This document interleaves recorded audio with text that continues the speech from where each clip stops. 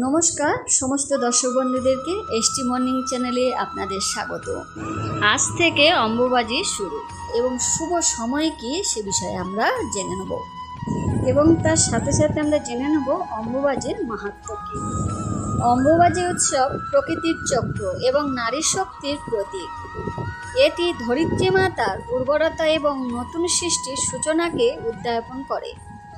এই সময়কালে ভূমিমাকে প্রকৃতির প্রতি শ্রদ্ধা জানিয়ে ভূমিকে বিশ্রাম দেওয়া হয় এবং এই সময়টিতে ধরিত্রী মাতা রজস্বলা হওয়ায় সময়কাল হিসাবে ধরা হয়।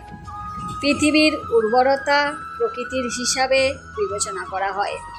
দর্শক বন্ধুরা, তার আগে একটা কথাই বলবো, ভিডিওটি পুরো দেখার চেষ্টা করবেন, এটা আমার অনুরোধ। আর আপনি যদি নতুন দর্শক বন্ধু হন, চ্যানেলটি সাবস্ক্রাইব করবেন এবং বন্ধুবান্ধবের কাছে অনেক অনেক শেয়ার করবেন।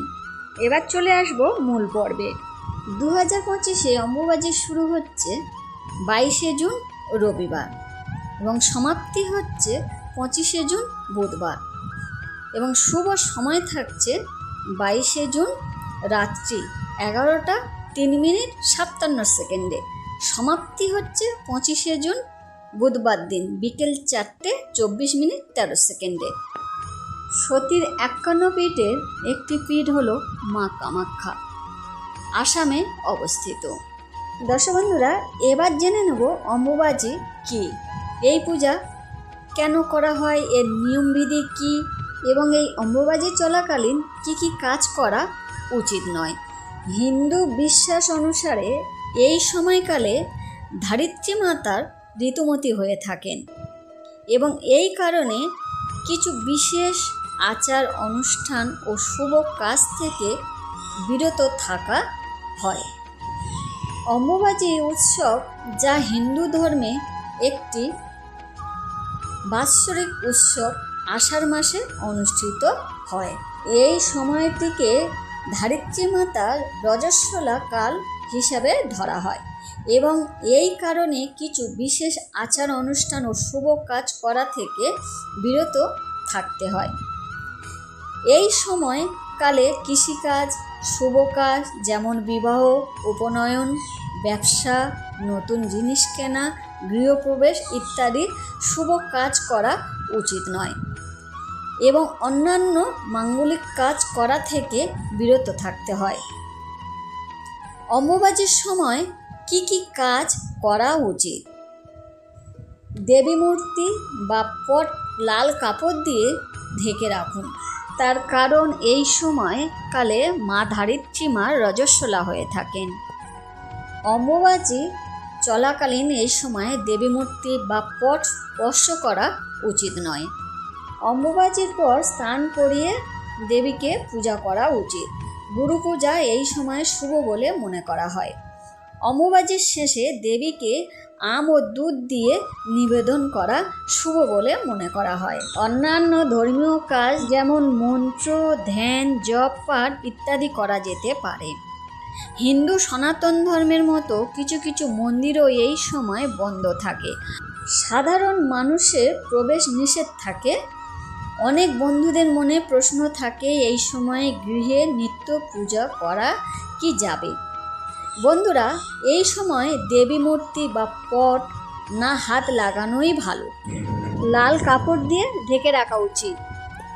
তবে এই সময় আপনারা ধূপ, সন্ধে প্রদীপ জ্বালিয়ে গুরুপদ মন্ত্র জপ করে প্রণাম করতে পারেন। এই সময় মা কালী, দুর্গা, জগদ্ধাত্রী, বিপত্তারিণী, শীতলা, চণ্ডী মতন দেবীদের মূর্তি বা পট লাল কাপড় দিয়ে ঢেকে রাখার চেষ্টা করবেন। অম্বুবাজি মূলত দেবী মা কামাখ্যা। এই সময় আপনার যদি উপবাস করার ইচ্ছে থাকে তাহলে আপনি উপোস করতে পারেন। কোনো রকম ভূমিমাতাকে কষ্ট দেবেন না, যেমন বৃক্ষরোপণ, কৃষিকাজ, মাটি বা ভূমি খনন, বীজ রোপণ, ফসল রোপণ এগুলো করবেন না। আরও কিছু বিশেষ জিনিস মেনে চলার চেষ্টা করবেন আপনাদের সংসারের মঙ্গলের জন্যে, যেমন চুল আঁচড়ানো, নখ কাটা বা সাবান শ্যাম্পু ব্যবহার করা উচিত নয়। এগুলো থেকে বিরত থাকবেন। মা কামাখ্যার কাছে গোপন মনে প্রার্থনা করুন।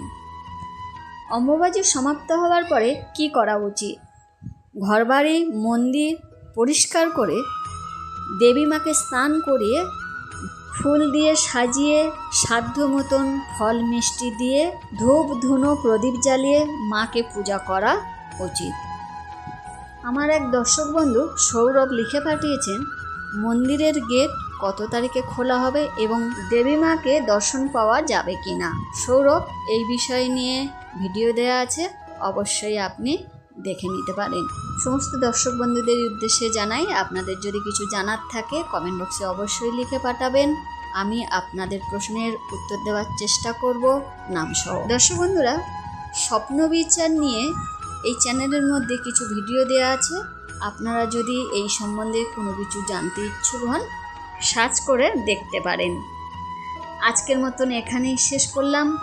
আপনাদের অমূল্য সময় বের করে যে ভিডিওগুলো পুরো দেখেন তার জন্য অসংখ্য ধন্যবাদ। অনুরোধ, ভিডিওটি ভালো লাগলে লাইক ও সাবস্ক্রাইব করতে ভুলবেন না। ধন্যবাদ।